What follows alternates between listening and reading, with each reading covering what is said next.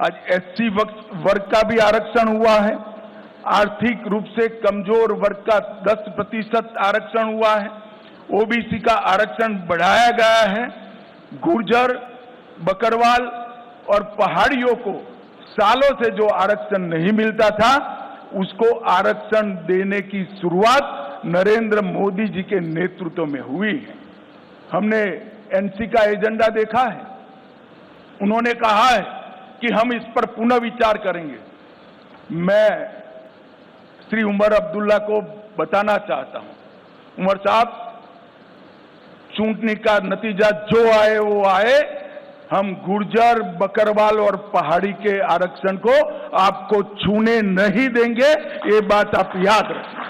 ये भारतीय जनता पार्टी का संकल्प है। भाई और बहनों, ग्रास रूट डेमोक्रेसी, पहले डेमोक्रेसी 3 परिवारों में सीमित होकर रह गई थी। ना पंचायत चुनाव होते थे, ना तहसील पंचायतें बनती थी, ना जिला पंचायतें होती थी। भारतीय जनता पार्टी की सरकार ने ग्राम पंचायत, तहसील पंचायत, जिला पंचायत और म्यूनिसिपैलिटी के चुनाव कर पंचायती राज को बहाल करने का काम किया है और यहां लोकतंत्र को प्रस्थापित किया है। पहले जम्मू कश्मीर में एक जमाना था कि 10% अगर वोटिंग हो जाती है तो सारे अंग्रेजी अखबारों में हेडलाइन बनता था कि जम्मू कश्मीर में डबल डिजिट वोटिंग हुआ। आज मैं बताना चाहता हूं, ब्लॉक विकास परिषद के चुनावों में 98.3% और अभी जो हुआ आम चुनाव उसमें 58.46% वोट, जो रिकॉर्ड वोट है, जो बताता है कि घाटी और जम्मू दोनों की जनता लोकतंत्र के साथ है। बम की परछाइयां, धमाके, मशीन गनों की आवाज कश्मीर में लंबे समय तक सुनी गई। ये 10 साल में धारा 370 हटाने के बाद विशेष रूप से यहां के सुरक्षा परिदृश्य में आमूलचूर परिवर्तन हुआ है। पहले कुल घटनाएं 7217 10 साल में हुई थी, 4 से 14 में, 14 से 24 में सिर्फ 2272 पर आकर अटकी और वो 70% की कमी बताती है।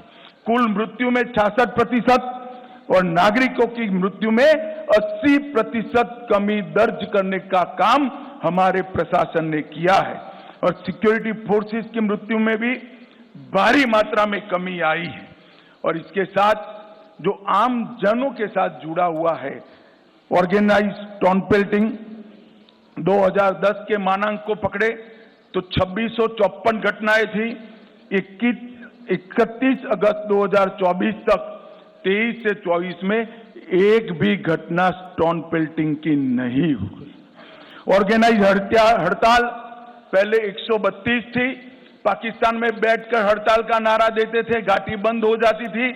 132 के बनाम एक भी बंद नहीं हुआ है। स्टोन पेल्टिंग में नागरिकों की मृत्यु 112 हुई थी, अब 0 है और जख्मी सिक्योरिटी फोर्सेस भी 0 है।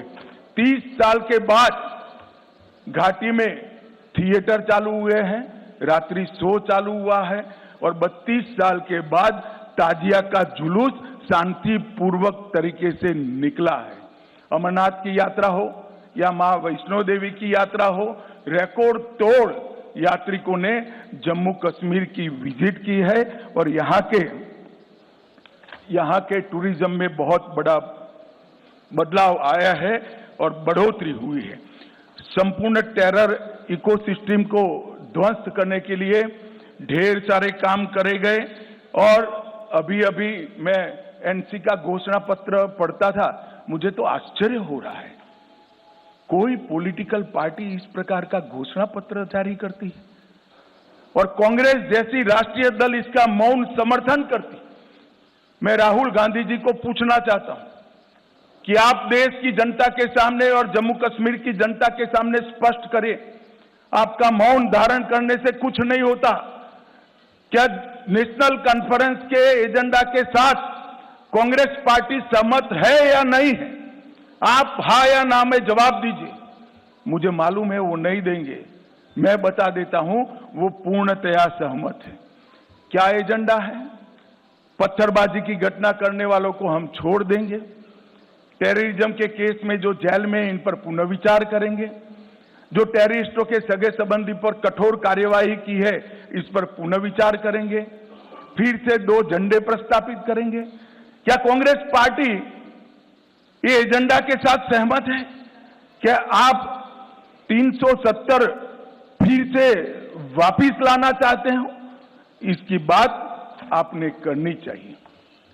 मित्रों, एक दूसरी बात, भारत सरकार की 300 व्यक्तिगत लाभ की योजना है। जैसे 5 लाख तक का हेल्थ का पूरा खर्चा आज जम्मू कश्मीर उठाती है, हर घर में पीने का पानी पहुंचाना है, हर घर में बिजली पहुंचानी है। इस प्रकार की 300 अलग अलग व्यक्तिगत लाभ की योजना है। 300 में से 259 में जम्मू कश्मीर देश में नंबर 1 पर है, नंबर 1 पर है। इससे मालूम पड़ता है कि पूरा परकोलेशन और हम 100% सेंचुरेशन की दिशा में आगे बढ़ रहे हैं। अगर जम्मू कश्मीर की जनता हमें मैंडेट देती है तो मैं विश्वास के साथ कहना चाहता हूं कि अगले 2 साल में 100% सेचुरेशन हम कर दिखाएंगे। भाई और बहनों, हमने जम्मू कश्मीर के चुनाव घोषणा पत्र में ढेर सारे संकल्प लिए हैं, मगर मैं फिर से एक बार कहना चाहता हूं, हमारा सबसे बड़ा संकल्प है शांतिपूर्ण, सुरक्षित, विकसित और समृद्ध जम्मू कश्मीर का निर्माण करना। भाइयों और बहनों, ये 10 साल में जो हुआ है, हम काफी मंजिल के काफी नजदीक। एक बार जम्मू कश्मीर की जनता का, आवाम का अगर हमें आशीर्वाद मिल जाता है तो मैं भरोसे से कह सकता हूं, भारत के बाकी हिस्सों की तरह यहां के बच्चे भी भारत के विकास में योगदान भी देंगे और जम्मू कश्मीर में सच अर्थ में स्वर्ग बनाने का काम यहीं के युवा करेंगे। हमने तय किया है कि महिलाओं के उत्कर्ष के लिए कई सारे निर्णय करेंगे। हम मां सम्मान योजना के तहत सबसे वरिष्ठ माता को, घर में एक वरिष्ठ महिला को, बहन को प्रतिवर्ष 18,000 रुपये की सहायता उनके जीवन यापन के लिए देंगे।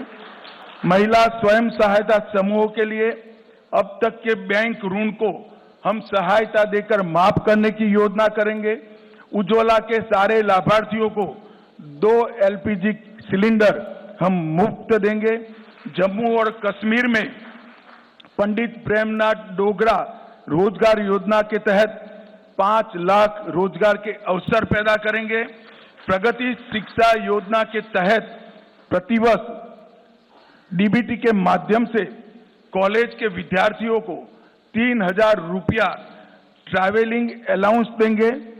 जम्मू और कश्मीर के युवाओं को JKPSC और UPSC की प्रतियोगी परीक्षा में सक्षम बनाने के लिए 2 वर्षों के लिए 10,000 तक की कोचिंग फी का रीएम्बर्समेंट करेंगे। परीक्षा केंद्रों तक ट्रैवल कॉस्ट को हम रीएम्बर्स करेंगे।